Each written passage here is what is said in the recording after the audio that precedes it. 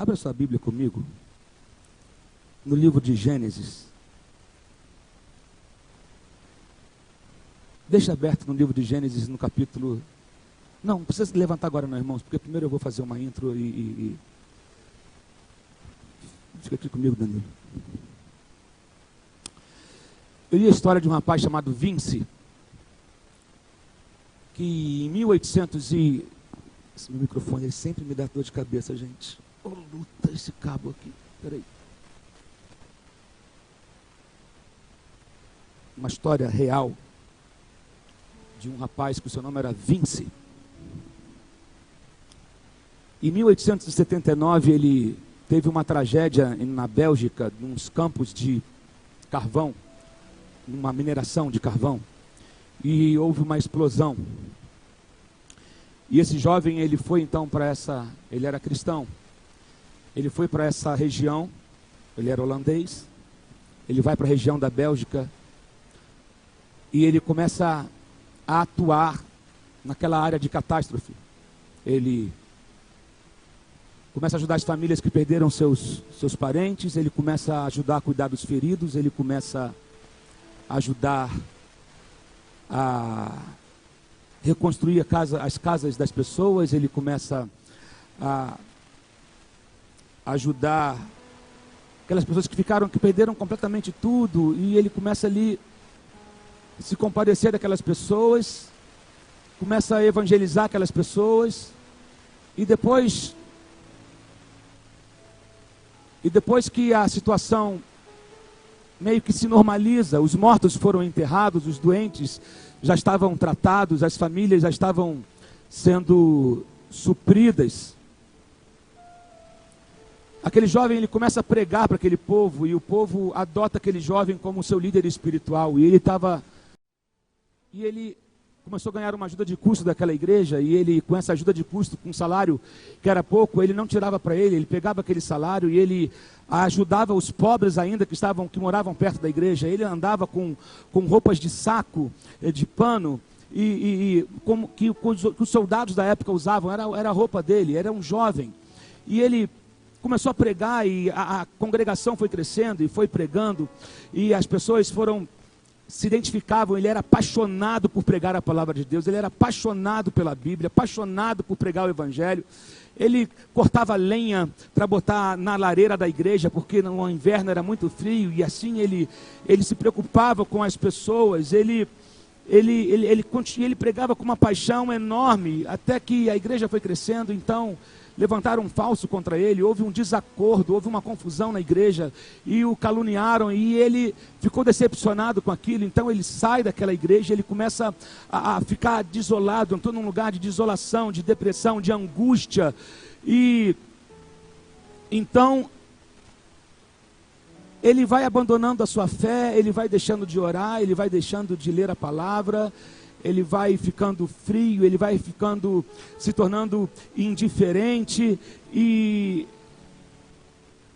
um tempo depois ele não estava mais na congregação, não estava mais pregando.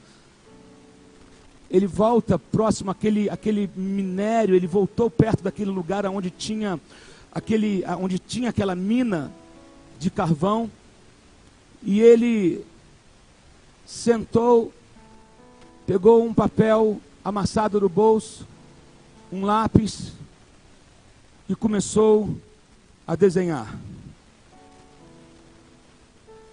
E a partir daquele dia ele começou a fazer seus desenhos, e o desenho foi se tornando a sua grande paixão. Ele havia encontrado um novo emprego, mas havia perdido o seu ministério. E da decepção nasceu um artista que você conhece muito bem, chamado Vincent Van Gogh.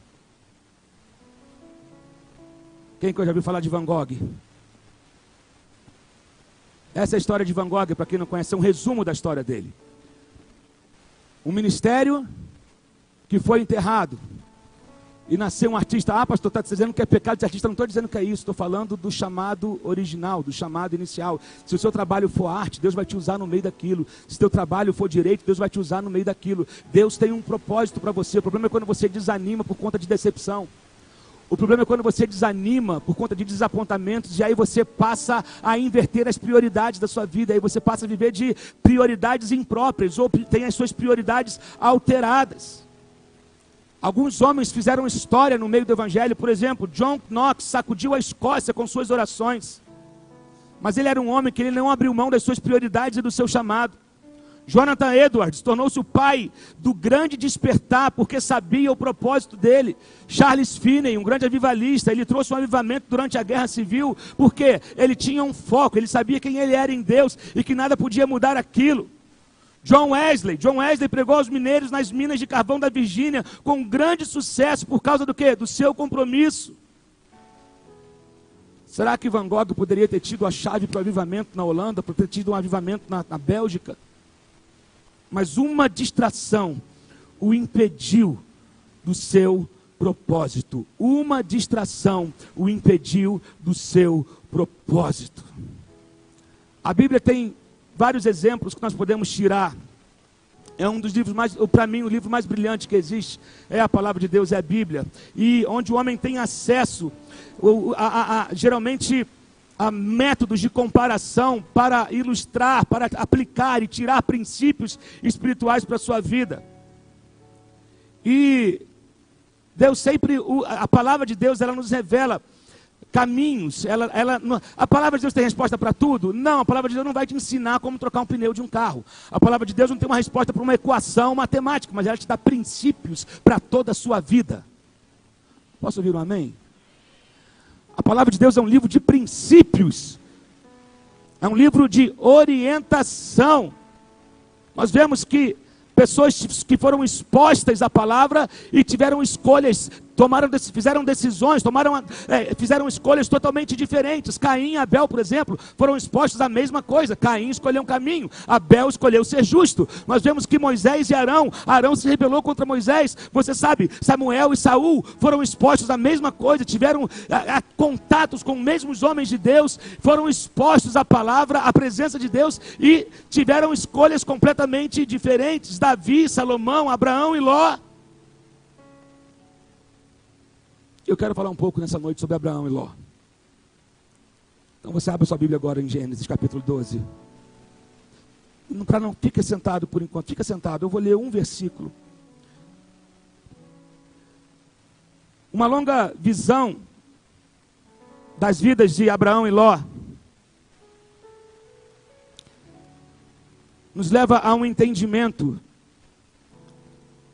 para nós entendermos a diferença entre aqueles que levantam tendas e aqueles que constroem altares. Eu não sei de que lado você está, eu não sei se você é aquele que constrói tenda ou você é aquele que constrói altar. Na Bíblia sempre houveram homens que caminharam com Deus e sempre houveram homens que caminharam com homens. Eu gosto disso, de falar disso. Davi andou com Deus, mas Joabe andou com Davi. Paulo andou com Deus, mas Demas andou com Paulo. Abraão andou com Deus, mas Ló andou com Abraão. Você tem que decidir.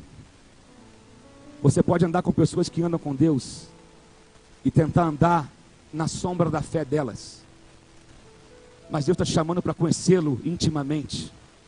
Não adianta você andar com um fulano de tal que anda com Deus. Você tem que andar com Deus com suas próprias pernas.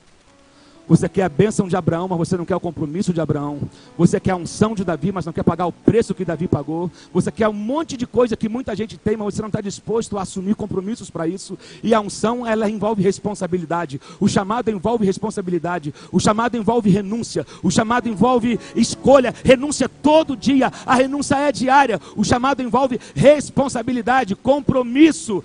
Vamos aqui a Bíblia, ler a palavra de Deus aqui em Gênesis capítulo 12. Nós vamos ler a partir do verso 5 até o 8. A partir do 4. Partiu Abraão como lhe ordenara o Senhor, e Ló foi com ele. Abraão tinha 75 anos quando saiu de Harã. Levou sua mulher Sarai, seu sobrinho Ló, todos os bens que haviam acumulado, e os seus servos comprados em Harã. Partiram para a terra de Canaã e lá chegaram. Abraão atravessou a terra até o lugar do carvalho de Moré, em Siquém. Diga comigo, Siquém. Naquela época, os cananeus habitavam essa terra. O Senhor apareceu a Abraão e disse: a sua descendência darei esta terra. Abraão construiu ali o quê? Um altar dedicado ao Senhor que lhe havia aparecido. Dali prosseguiu em direção às colinas a leste de Betel, onde armou acampamento, tendo Betel a oeste e Ai a leste. E ali ele fez o quê? Construiu um altar dedicado ao Senhor e invocou o nome do Senhor. Depois Abrão partiu e prosseguiu em direção ao Neguebe. Abraão, eu quero falar um pouco aqui sobre Abraão, o construtor de altares. Primeiro você precisa entender o que significa altar. Os altares em nossas vidas, eles não devem ser aleatórios, eles devem ser cuidadosamente construídos. E os altares não são somente construídos em lugares de crise, em lugares de estresse, em lugares de dificuldade, mas o altar deve ser um lugar diário para nos permitir que Deus nos faça chegar ao nosso destino. Eu tenho que erguer um altar diariamente ao Senhor. Eu não só levanto o altar, lembro de levantar o quê? É buscar a Deus, é ter um tempo para Deus, é ouvir a Deus. Não é só quando eu estou passando pela luta, não é só quando eu quero receber um milagre, mas eu preciso erguer um altar todos os dias da minha vida, porque no altar é onde Deus se revela, no altar é onde o fogo desce, no altar é onde eu me entrego, no altar é onde tem o sacrifício. Então eu entro em conexão com o divino e com o sublime, e ali eu recebo diretrizes para a minha vida e para a minha jornada. Isso é um altar. O altar era a primeira peça que o sacerdote encontrava quando ele ia para o Santo dos Santos. Antes de chegar na intimidade, ele tinha que passar pelo altar. Antes de chegar onde estava a arca, ele primeiro tinha que passar pelo altar. É onde o sacrifício é feito. É onde eu lembro que existe alguém, que existe algo mais profundo. Tem algo que eu tenho que renunciar. Tem algo que eu tenho que receber. Tem algo que eu tenho que me purificar antes de entrar para a nova fase. Antes de ir para algo mais profundo, eu preciso ser tratado no altar. Então você precisa de altares na sua vida. E nessa noite eu quero que você entenda que você precisa ser um construtor de altar. Construtores de altares. Deus está levantando aqui construtores de altares. Meu Deus. O altar, ele não é só um lugar para sacrifício, mas também é um lugar para julgamento. O altar também é um lugar de adoração e devoção. E também é um lugar de bênção. Posso ouvir um amém aqui? Há 5 altares na vida de Abraão. 5 altares importantes. E ficaram, você sabe, de manhã eu preguei sobre memorial, sobre a importância de memorial. Eu falei também dos altares, de altares que Abraão levantou como memorial, para lembrar o que Deus tinha feito, e que aquele altar representava uma fase da vida dele, uma fase, e trazia à memória aquilo que Deus já havia feito na vida dele. Altar também é lugar de recordação, altar também é lugar de lembrar o que Deus já fez. Abraão, há um altar em que ele foi apenas uma vez, mas bastava com Deus para ver o tipo de homem que era Abraão. Basta você olhar para a história, basta para você ler a palavra, para você entender que tipo de homem era Abraão e como ele valorizava a presença de Deus. Como que ele valorizava a presença de Deus. Nós vemos aqui que o primeiro altar que ele ergue foi em Siquém. Não está aí no verso 5, no verso 6 vai dizer: Abraão atravessou a terra até o lugar do carvalho de Moré, em Siquém. Siquém foi o primeiro altar de Abraão. Ele construiu logo após o seu chamado, logo após ele ter sido chamado por Deus, com 75 anos de idade. Ele ouve de Deus: sai da tua terra e da tua parentela. Aí que ele deu um pouquinho de mole, ele não cumpriu a risca, ele levou uma mala com ele, que não era para ter sido levado. Deus falou, sai você, tua mulher, sai aí, só deixa a tua parentela para trás, vai para uma terra que eu vou te mostrar, sabe? Mas logo que ele foi chamado por Deus, ele ergue um altar, já de imediato. Os primeiros altares são sempre importantes para os homens, porque eles carregam a memória dos primeiros momentos em que Deus começou a agitar o seu coração no meio do chamado. Meu Deus, você lembra quando Deus te chamou? Você lembra dos votos que você fez? Está encaixando a palavra de manhã com agora de noite. Você lembra? Altares são importantes. Interessante é que a palavra Siquém significa ombro. Essa palavra Siquém significa ombro. E biblicamente, quando a gente começa a estudar o significado de ombro, a gente entende que o ombro é destinado a quê? A carregar cargas, a carregar peso. Normalmente quando você pega algo pesado, você coloca nos teus ombros, coloca aqui no meu ombro, é onde a gente tem uma maior sustentabilidade, a gente consegue, né, segurar um pouco mais de peso, coloca aqui nos meus ombros. Mas eu entendo que a palavra diz em Isaías 10, 27 o seguinte: e acontecerá que naquele dia, que o seu peso será retirado de sobre os seus ombros, porque a unção despedaçará o jugo.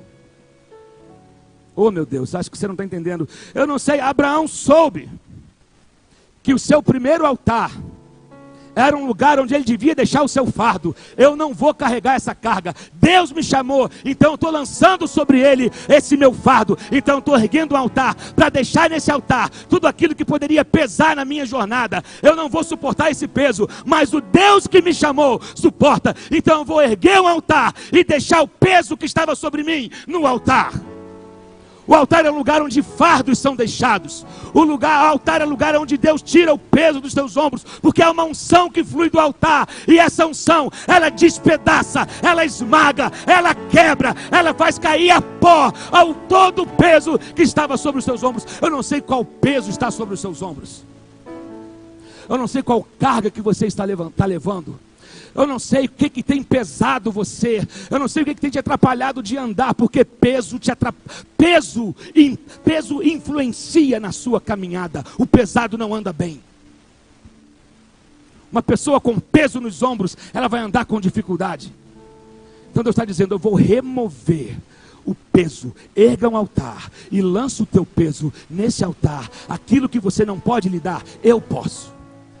Aquilo que você não pode suportar, eu posso. Aquilo que você está te impedindo de caminhar, lança sobre mim, porque eu quero que você caminhe de maneira leve. Qual é a tua carga? Qual é o teu peso? É o fardo do pecado? É o fardo da culpa? Seja qual for, eu não sei. É da angústia? Eu não sei. É do medo de fracassar? É do que os outros vão pensar de você? O que tem te impedido? O que tem pesado a tua vida? Eu quero que você entenda que hoje é o dia de você erguer esse altar e dizer: está aqui, eu vou tirar dos meus ombros e jogar no altar. Aleluia. Aleluia. Depois, mais à frente, nós vemos que ele ergueu um altar em Betel.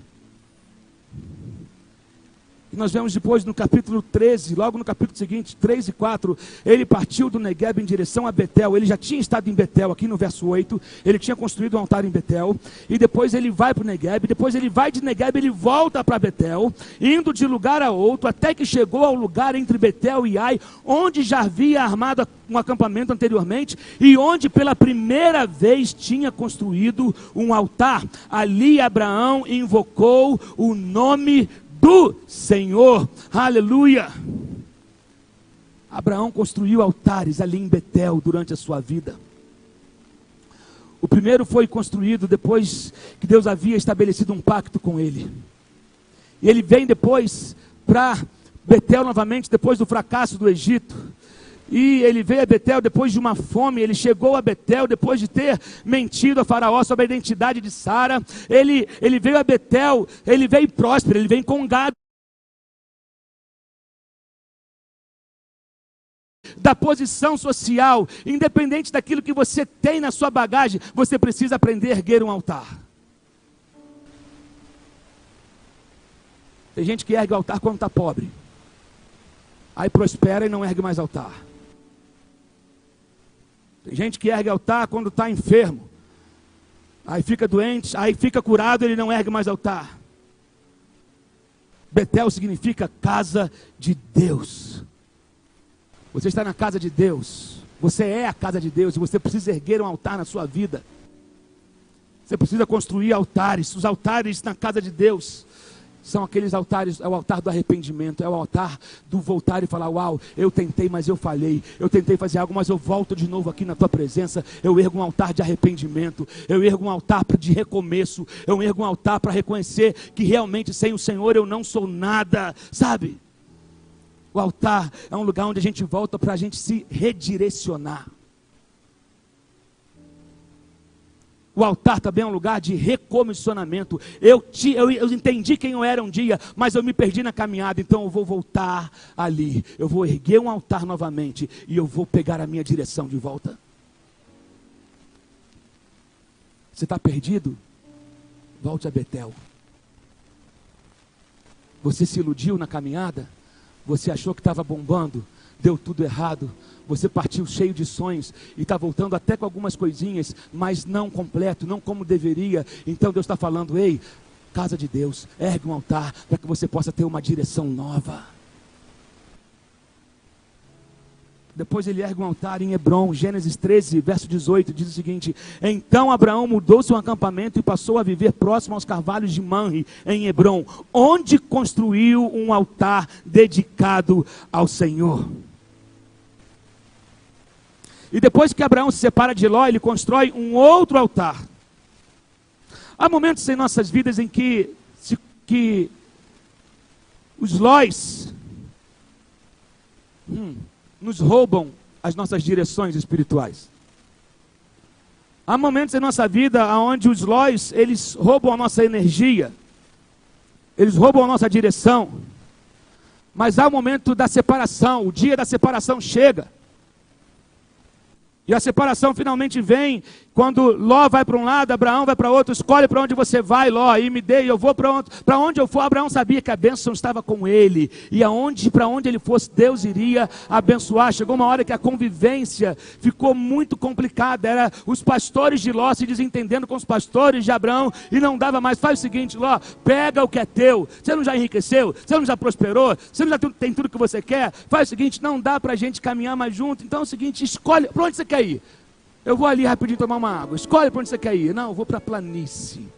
Porque Ló é assim, Ló não quer ter trabalho, Ló quer pegar a coisa pronta.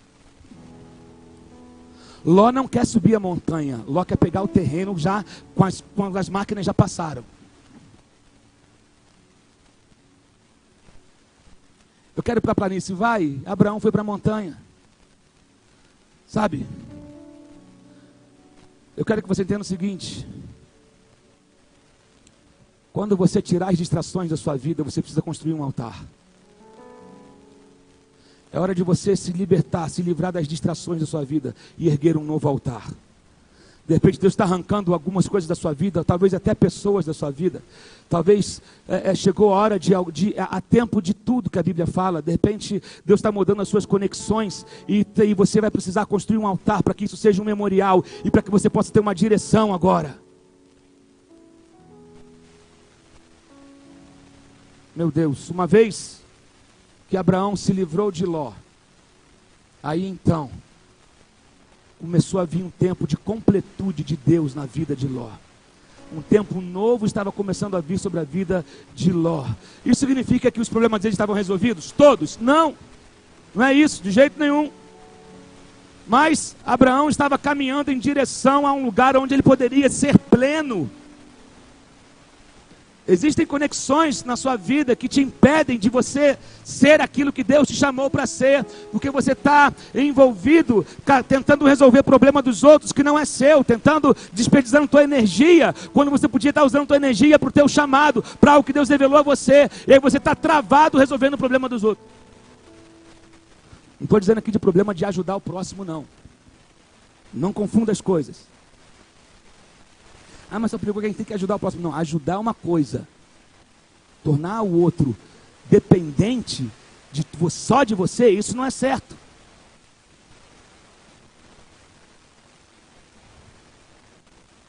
Amém. Está recebendo aí? É hora de você dar um basta nas distrações da sua vida. Essa palavra é para todo mundo aqui. Tirar as distrações da sua vida. Mas tem gente que insiste em levar Ló. Tem gente que insiste em treinar Ló. Tem gente que insiste em empurrar Ló. Tem gente que insiste em exortar Ló.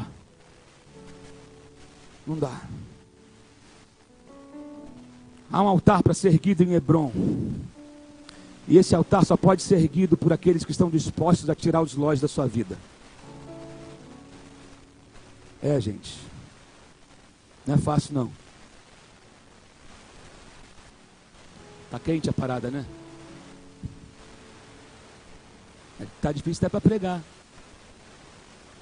Mas depois você vai ver em Gênesis 22 que Abraão ergue um outro altar.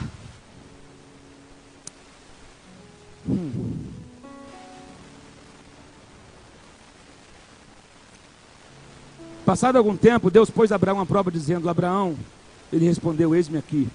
Então disse Deus: tome seu filho, seu único filho Isaque, a quem você ama, e vá para a região de Moriá, sacrifique-o ali como um holocausto num dos montes que eu te indicarei. Meu Deus do céu, era o altar final de Abraão aqui. Esse era o altar que moldaria o resto da sua vida.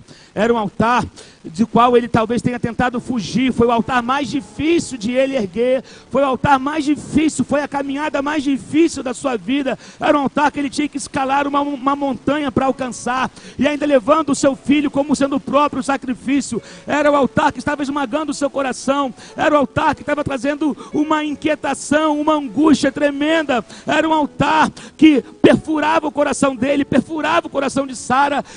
Havia uma incerteza na vida de Isaque, porque Isaque no meio do caminho faz uma pergunta: pai, está tudo certo até aqui, estou contigo, estamos aqui com a lenha, a gente está com tudo aqui, mas eu não vi o sacrifício. E Abraão responde: Deus proverá para si o cordeiro, Isaque.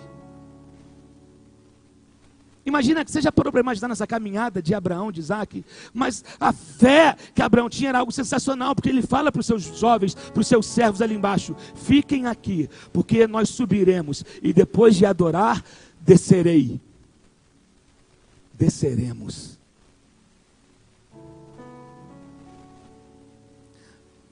Você sabe que Abraão foi o primeiro a crer em ressurreição. O Deus que fez Isaque nascer pode fazer ele voltar a viver. Deus não vai arrancar o Isaque que ele me deu. Mas eu amo tanto esse Deus que está aqui, Senhor. Nós adoraremos e depois voltaremos. Mas foi um altar difícil. Imagine subindo a montanha, levando em direção àquele altar, levando o seu filho como sacrifício. Sabe, esse é um altar que muitos de nós não queremos passar, que é o altar de Moriá.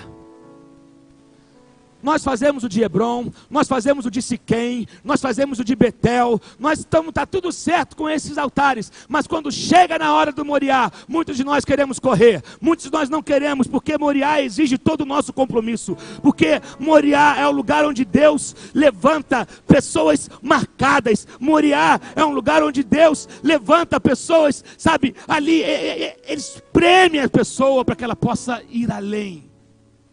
Ali no Moriá é o lugar da renúncia. Ali do Moriá é o lugar onde a tua vontade tem que desaparecer. Ali no Moriá é quando você vai subindo chorando. É quando você vai: eu não queria fazer isso, mas há uma voz, há um clamor, há um amor, há uma paixão, há um fogo, há algo que te consome e você tem que subir. Você sobe chorando porque há uma voz te chamando e você sabe que algo vai ter que ser renunciado, mas você sabe que aquele que chamou, ele tem o melhor para você. E se ele te chamou, se ele te manda subir, é porque ele vai te surpreender. Aleluia. Não fuja de Moriá. Não fuja. Agora o contraste entre Abraão e Ló. Quando você olha para a vida de Abraão e de Ló e você faz a comparação, é muito fácil você perceber a diferença na vida deles. Abraão construía altares, mas Ló construía tendas. Abraão tinha seus próprios altares, mas Ló pegava o altar de Abraão emprestado.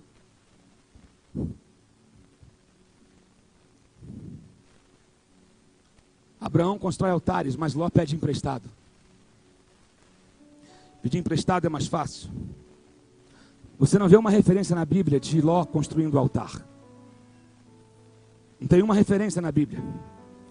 Abraão era generoso, Ló era mundano e ganancioso. Abraão procura uma cidade cujo construtor fosse o próprio Deus. Ló encontrou uma cidade construída que depois viria a ser destruída por Deus. Já parou para pensar nisso? Abraão tornou-se herdeiro do mundo através da justiça. A última menção de Ló em Gênesis mostra ele numa caverna com todas as suas posses. Que adianta você ganhar tudo e ficar preso numa caverna? Você ganhou tudo, mas está vivendo em caverna. Você está com grana, mas está vivendo em caverna. Você está com posse, mas vive em caverna, com medo de ser descoberto a qualquer momento. Ou esquecido, ou sem razão, sabe? Ou completamente desmotivado. Dá até para que, se Pedro não falasse sobre Ló, lá na carta de Pedro, que ele fala sobre Ló, a gente até poderia questionar se Ló havia sido salvo ou não, mas isso não cabe a nós julgar agora. Mas você vê que Ló era uma pessoa que não tinha compromisso com Deus. Não como Abraão, ele queria desfrutar do que Abraão tinha, mas ele não queria ter o compromisso que Abraão tinha. E aqui até um contraste entre altares e tendas. Ló estava preocupado mais com sua tenda, com suas tendas, do que com altares. Ló estava acostumado com o ambiente de Sodoma, porque não havia altares. Existem algumas deficiências em tendas que não são encontradas em altares. As tendas precisam ser cravadas, precisam ser lançadas. O que significa que elas são apenas habitações temporárias. Altares têm que ser construídos para que eles se tornem permanentes em nossas vidas. Altar é permanente, tenda é provisório. Eu vou repetir. Altar é permanente, tenda é provisório. Tendas são feitas. As tendas são suportadas por cordas e por estacas para poder ficar firmadas, ficar firme. Altar está lá para te dar apoio. Amém? O altar, ele é firme. Meu Deus. Altar é firme. Tendas são instáveis. As tendas são feitas de materiais inferiores, com panos e lonas, e eles terão que ser remendados. Um altar é para sempre, porque se o compromisso do construtor for verdadeiro, ele nunca terá que ser corrigido. Uau! Se o compromisso de quem construiu foi verdadeiro, ele nunca precisará ser reconstruído, ele vai permanecer firme. Ele permanece firme. Meu Deus, meu Deus. Uma tenda era o lugar do pecado de Noé. Tenda foi o lugar aonde Sara riu, mas foi um altar onde o fogo do céu desceu e consumiu o holocausto que Elias ergueu. Na tenda você ri, na tenda você duvida, na tenda acontece um monte de coisa, mas no altar o fogo desce, no altar a resposta vem, no altar Deus brada, no altar. Você está em tenda ou você está em altar?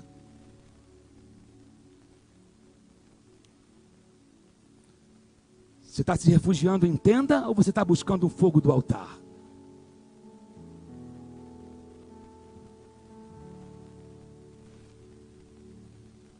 Meu Deus, não há comparação entre tendas e altares. No entanto, mesmo agora, alguns estão tentando fazer o seu melhor para manter as suas tendas.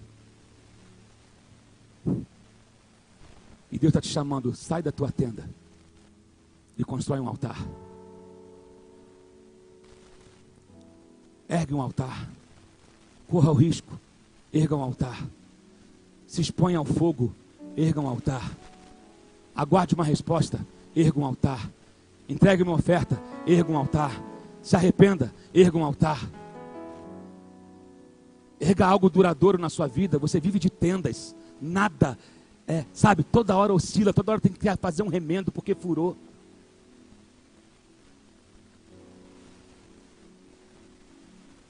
As tendas não mudaram no decorrer dos anos.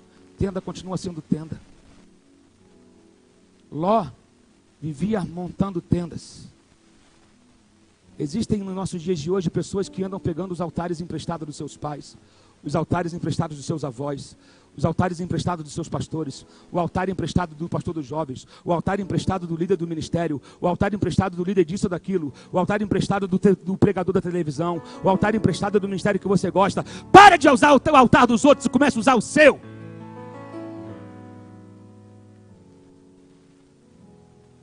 Para com ora por mim, faz isso por mim, pede por mim, me abençoa aqui, me toca aqui e começa a construir o seu próprio altar.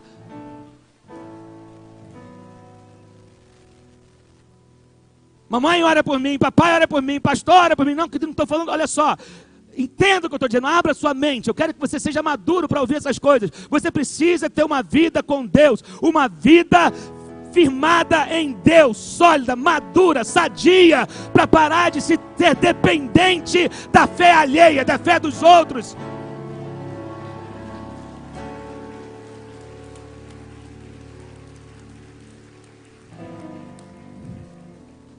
Reveja suas prioridades. Você está trabalhando para construir uma tenda, mas você não move um dedo para construir um altar. Você está trabalhando, olhando para a planície. Eu quero a planície, porque ali eu consigo montar uma tenda. Deus está falando, sobe a montanha e erga um altar. Sobe a montanha e constrói um altar. Se esforça, vai, deixa um peso para trás e sobe essa montanha e constrói um altar. As pessoas estão olhando para a tenda do futuro brilhante, de uma carreira, mas a tua carreira precisa incluir Deus. Eu vou repetir. A tua carreira, se a tua carreira não inclui Deus, é tenda. Eu vou repetir. Se o teu futuro não inclui Deus, se nos teus projetos profissionais, da sua vida, da sua casa, se nos seus projetos Deus não está incluído nele, você só está fazendo tenda, não tem altar.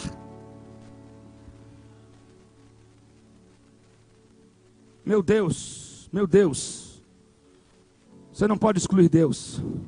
Você acha que pode excluir Deus, mas você está enganado. Sua tenda vai cair. Sua carreira tem que ter um altar. Alguns que estão olhando para os manos, para as minas. Você está olhando para a planície.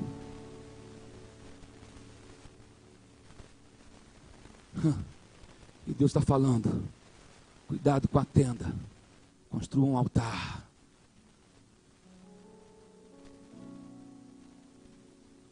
Construa um altar. Construa um altar.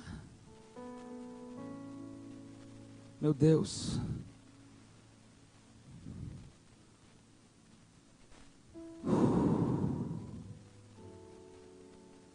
Alguns aqui Deus está chamando para um realinhamento, para um reposicionamento.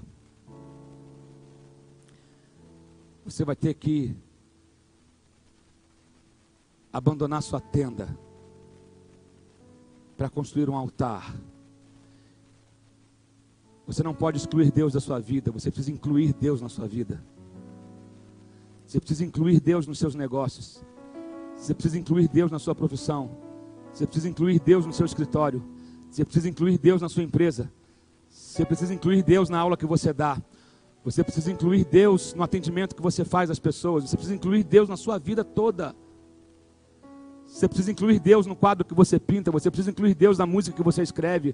Você precisa... Ei, abre o cabeção. Eu tenho que falar de Deus. Oh, abre o cabeção. Inclua Deus nos seus sonhos. Inclua Deus nos seus projetos. Inclua Deus. Coloca no altar. Oferece a Ele. Inclua.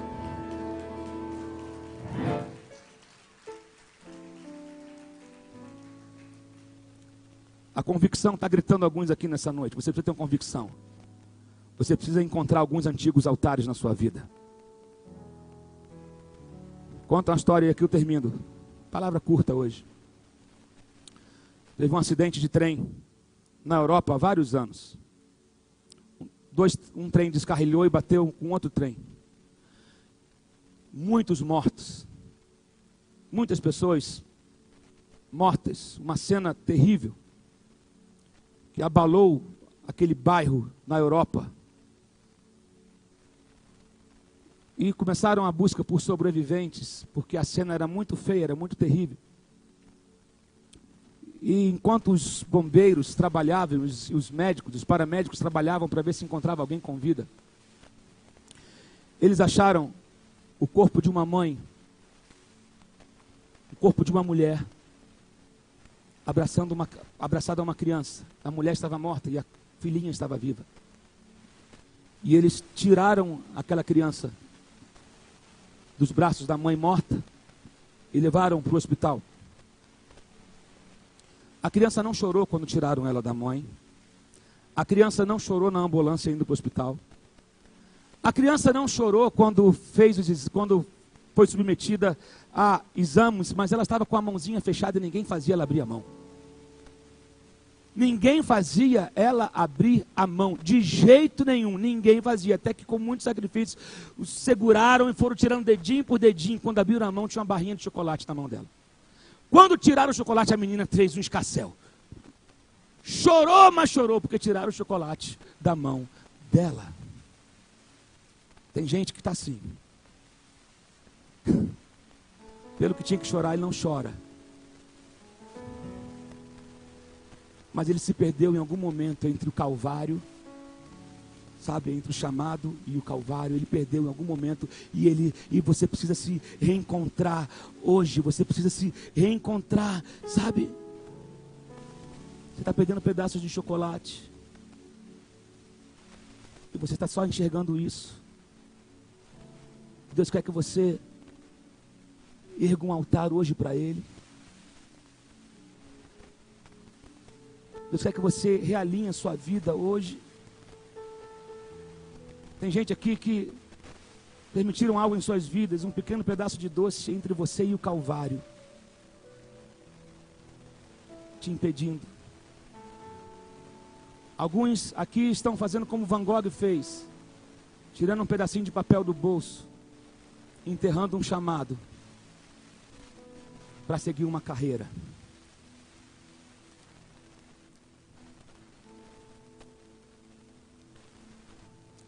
E hoje Deus pegou você na curva e está dizendo: não é isso que eu tenho para você. Veja bem, não me interprete do mal. Não é que a sua carreira seja algo do mal. Eu estou dizendo que você não pode fugir do chamado que Deus tem para você.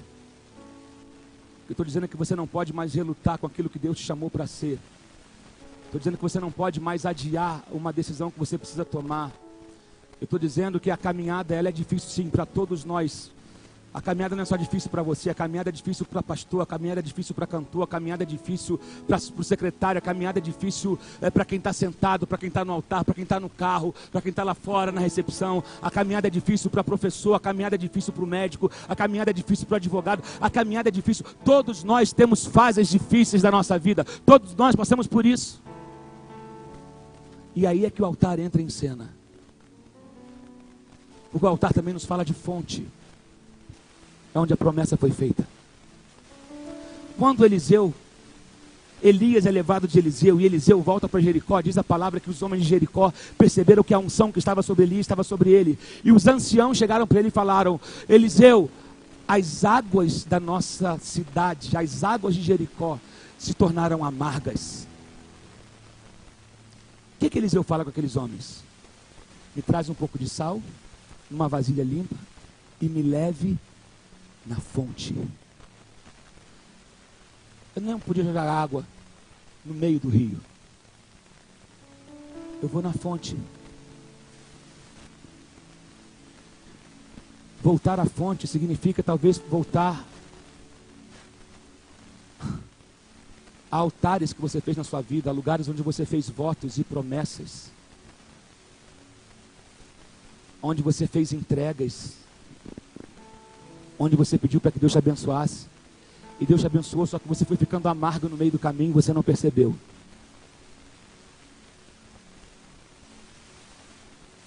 Você foi ficando decepcionado no meio do caminho e você não percebeu. Você foi se envolvendo com um monte de coisa no meio do caminho e você não percebeu que você estava se tornando amargo. Mas Deus está levantando hoje uma geração de Eliseus, de pessoas que não têm muita experiência, de pessoas que não são, sabe, não têm megas ministérios, mas de pessoas que conhecem a Deus e que falam o seguinte: me leva na fonte, tudo que eu preciso. Outra coisa, para sal não existe substituto, para açúcar tem adoçante. Para sal não, ou é sal ou não é.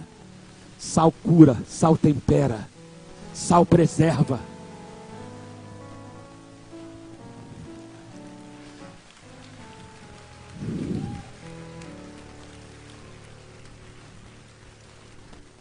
Então Deus está te dando a oportunidade hoje de você voltar à fonte, onde uma promessa foi feita, onde um voto foi feito. Vamos ficar em pé. Eu vou terminar.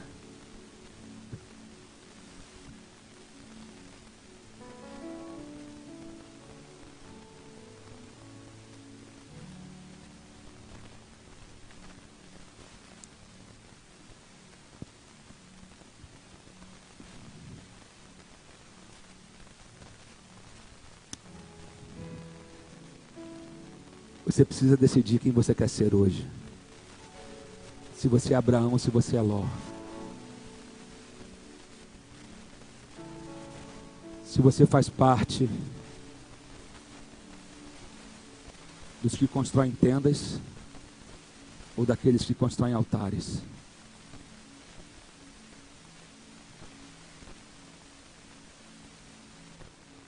Você precisa decidir se você vai continuar refém das suas decepções e enterrar um chamado, ou você vai decidir caminhar apesar de.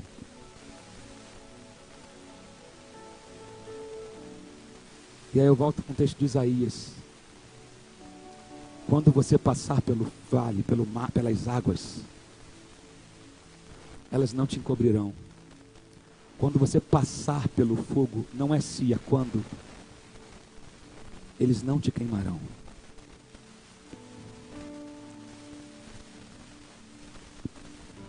Porque tem altar na minha vida, eu tenho para onde voltar.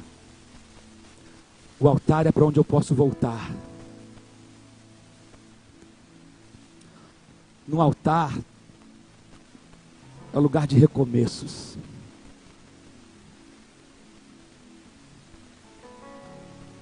Hoje à noite de recomeço para algumas pessoas aqui. E Deus é especialista em recomeços. Eu gosto disso, dessa frase que diz o seguinte: tudo que Deus reconstrói fica melhor. Não é? A glória da segunda casa é maior que a da primeira.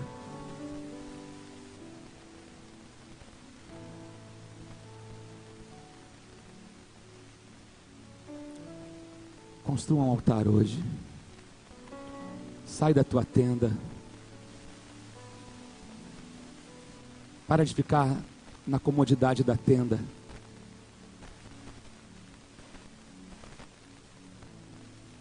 E construa um altar hoje. E nesse altar, que você seja o sacrifício. Clênio. Aquela música. Leva-me pro teu altar. É nossa, né? Amarra-me no teu altar. É uma dessa, Clênio, também? E assim não poderei fugir nunca mais. Se o fogo queima no altar, então ali é o meu lugar. Vem e purifica-me, e provado como ouro serei, e incenso agradável serei. Sabe? Se o fogo só cai em altar, então ali é o meu lugar. O fogo não cai em tenda, o fogo cai em altar. Porque cai no altar, por quê? Porque tem sacrifício. Eu sei que talvez vão ter coisas na tua vida que você vai ser levado a renunciar hoje. em prol de viver uma vontade de Deus. Meu Deus. Existem coisas que você vai ter que deixar aqui no altar hoje. Eu quero convidar você a sair do seu lugar e vir aqui à frente. Meu Deus. Você que precisa, você está entendendo, o papo é reto, você já entendeu que esse negócio é contigo. Você entendeu que você precisa de um realinhamento, de um recomissionamento em Deus, de refazer o teu caminho com Deus. Sai do seu lugar e vem aqui à frente agora, em nome de Jesus. Não é hora para timidez, não é hora para vergonha, não é hora, agora é o teu momento com Deus. Você sabe que o papo é contigo, você abandonou um chamado para construir tendas, e Deus está te pegando hoje de jeito, e Deus está falando: ei, você virou Ló, eu te chamei para ser Abraão. Leva-me pro teu altar, amarra-me no teu altar, e assim não consigo fugir. Tá alto pra mim, né? Nunca mais. Vai dar pra você. A linha ali com ele, toma, então vê lá com ele. Tá bom pra você. Por que o sacrifício... Por que Abraão foi amarrado no altar? Abraão não, Isaac. Porque talvez se ele tivesse surdo, ele seria tentado a fugir. Às vezes eu preciso me amarrar no altar para passar pelo fogo, para que o fogo possa vir. Por isso que a gente escreveu isso na canção: leva-me para o teu altar, amarra-me no teu altar, e assim não poderei fugir nunca mais. Se o fogo queima no altar, então ali é o meu lugar. Vem, purifica-me, e provado como ouro serei. Há uma unção de Deus nesse lugar. Incenso agradável serei, oh serei. Deus está dizendo, olha só, Deus nunca vai te abandonar. Deus nunca vai te pedir algo sem ter algo melhor para te dar em troca. Nunca. Eu vou repetir. Deus nunca vai exigir de você se Ele não tem algo melhor para colocar na sua mão. Talvez você estava achando que o que você estava fazendo era o melhor. E Deus está dizendo: é tenda. Uma hora vai furar, uma hora vai rasgar, uma hora o tempo vai levar. Que tal você construir um altar, onde você vai poder experimentar a minha graça, o meu favor, a minha provisão, um outro nível de fé, de unção, de sobrenatural, algo que você não conhece, talvez você conheceu um dia.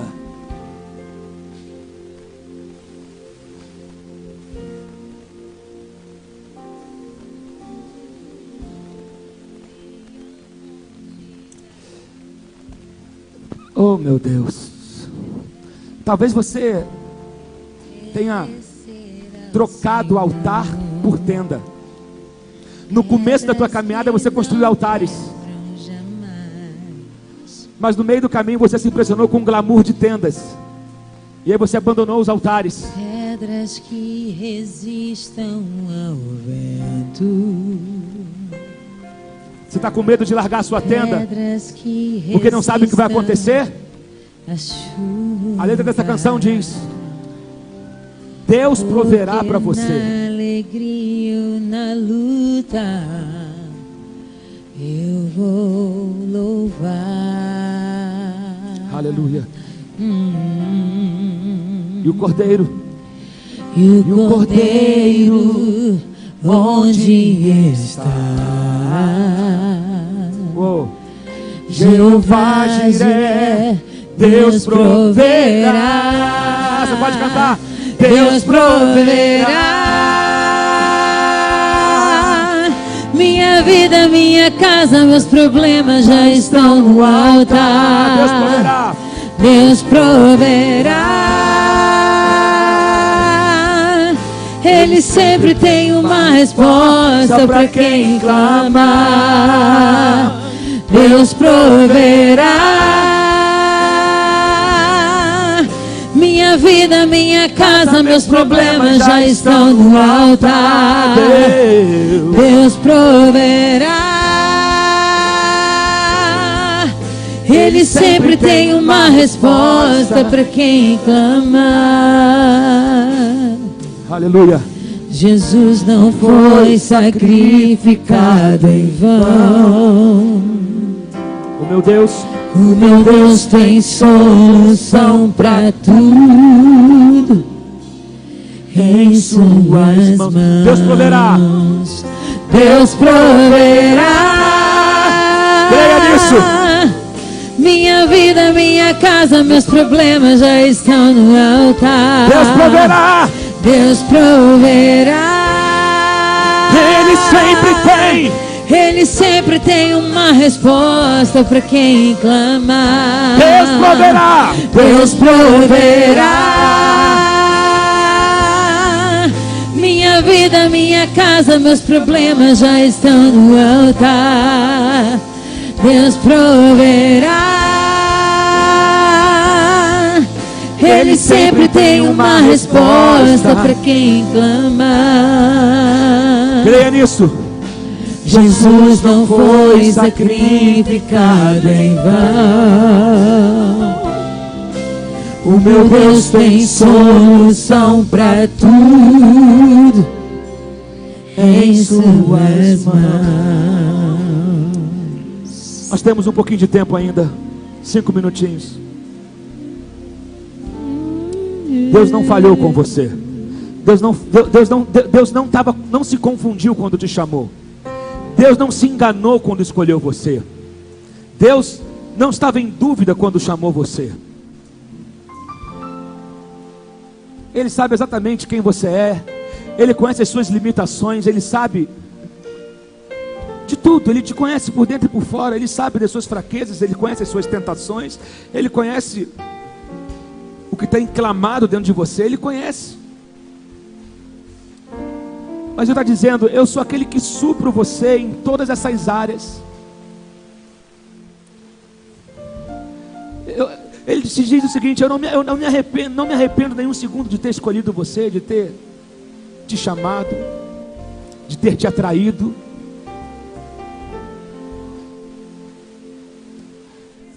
Eu não sei se temos pessoas aqui nesse lugar que ainda não decidiram por caminhar com Jesus. E talvez você esteja vivendo talvez você não esteja precisando de nada aparente. Assim, você está bem de grana, você é bem influente, você é bom de relacionamento, mas você sabe que você não é completo. Tem algo que não te completa. Nada consegue suprir essa lacunazinha, um rombo, na verdade, que você carrega dentro de você. Você olha e fala, pô, aí você fala assim: se eu trocar o meu carro, eu vou ser mais feliz. Tu vai e compra o carro. Quando passa a onda do carro, você cai no buraco de novo. Aí você fala: se eu tiver uma outra mulher ou um outro cara, eu vou ser mais feliz. Aí o cara vai, troca de mulher, faz um monte de coisa. Aí quando passa aquela onda, daquele desejo, daquilo tudo, o buraco vem de novo.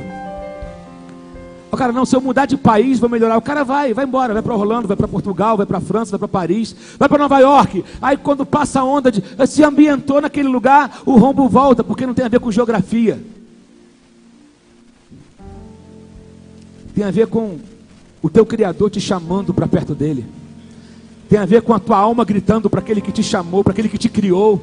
A tua alma grita por falta de Deus. Então você tenta suprir com um monte de coisa, com bebida, com álcool, com droga, com mulher, com farra, com viagens, com roupas caras, com carros caros e com rodas da high society, a sociedade, o que está bombando, sabe? Cada dia é um lugar diferente, porque você precisa estar, sabe, suprido na tua alma, mas na verdade a tua alma está gritando: volta para Deus.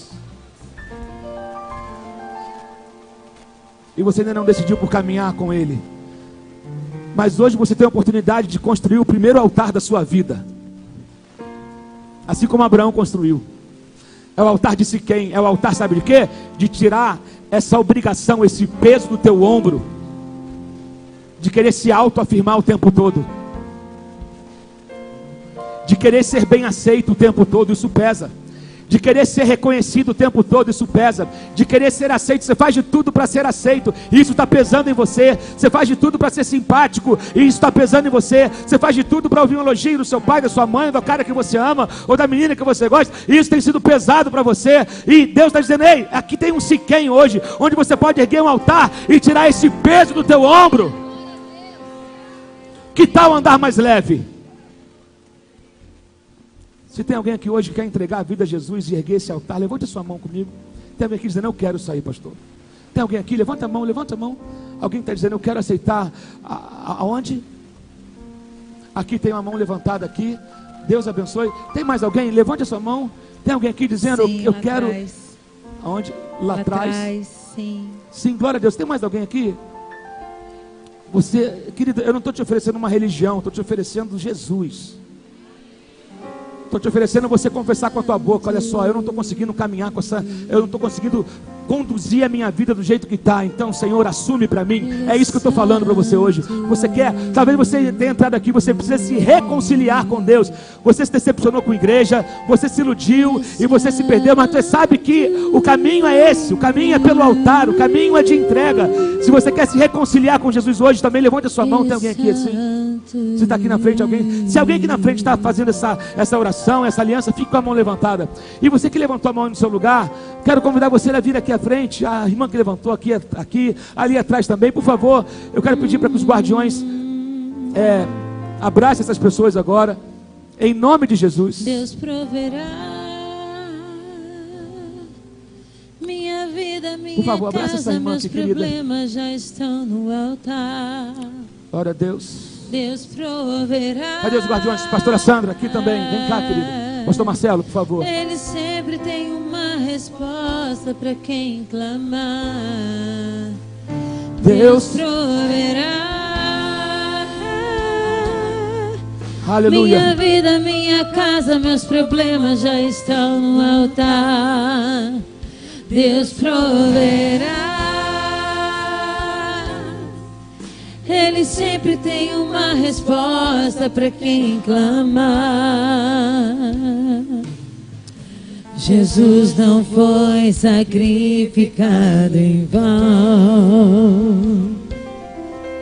O meu Deus tem solução para tudo em suas mãos. Eu quero fazer o seguinte agora. Somente as pessoas que levantaram as mãos, que estão aceitando Jesus e se reconciliando, chegam aqui para frente.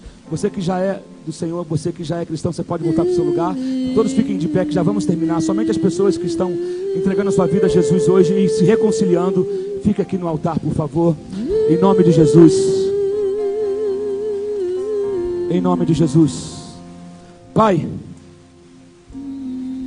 Pai. Pai. Eu peço que o Senhor derrame da tua presença sobre a vida dessas pessoas que estão aqui à frente hoje, sobre essas pessoas que estão entregando o coração para o Senhor, que o Senhor possa entrar na vida delas e trazer ordem no meio do caos, trazer paz, trazer esperança, trazer ânimo, trazer vontade de viver. Repreendemos o desejo de morte. Tira todo o peso dos ombros, todo o peso, todo o cansaço. Renova as forças, Senhor, em nome de Jesus. Que a paz que excede todo entendimento venha ser derramada sobre a vida delas agora. O Senhor é o remédio, o Senhor é a cura, o Senhor é a fonte de tudo aquilo que nós precisamos para viver nessa terra. Supra cada uma dessas vidas aqui em tudo aquilo que elas precisam.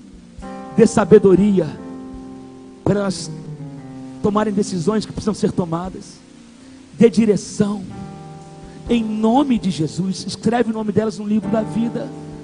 E que elas possam viver algo sobrenatural e tremendo em Ti. Essa é a nossa oração em nome de Jesus. Amém. Que Deus abençoe vocês. Vou pedir só para que vocês, a pastora Sandra, acompanhe elas até aqui ao lado. A gente quer pegar o seu nome e o seu contato, para a gente poder estar entrando em contato com você. Viu? Que Deus abençoe. Uau! Deus é bom. Levante as suas mãos bem alto. Dá para mim, Danilo. Aleluia. Aleluia.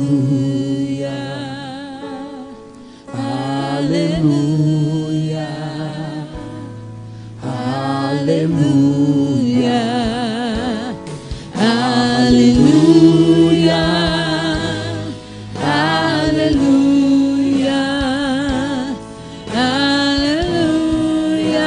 Aleluia.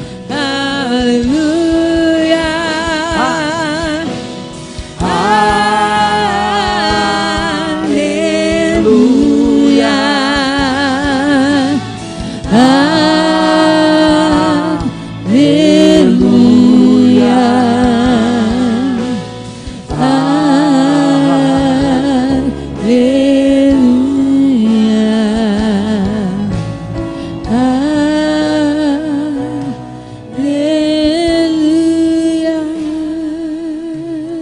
Senhor, nos leve em paz para os nossos lares.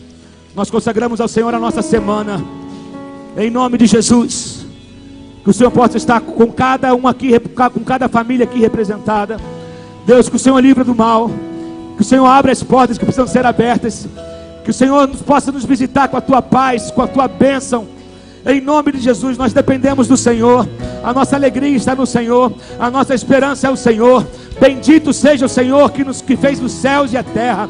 Bendito seja o teu nome hoje e para sempre. Nós te damos a honra, a glória e o louvor hoje e eternamente. Amém. Que Deus te abençoe. Tenha uma boa semana na presença do Senhor. Em nome de Jesus. Aleluia. Aleluia.